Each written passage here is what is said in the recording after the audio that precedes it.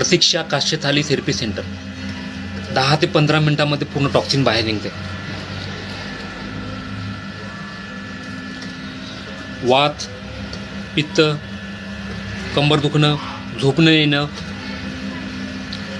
कंबर दुखणं, हा रक्तपुरवठा कमी होणं, हे सगळे प्रॉब्लेम याच्यामध्ये सॉल्व्ह होतील.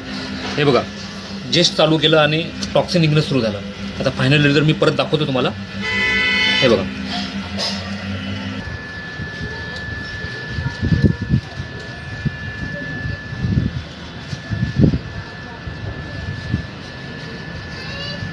Final result.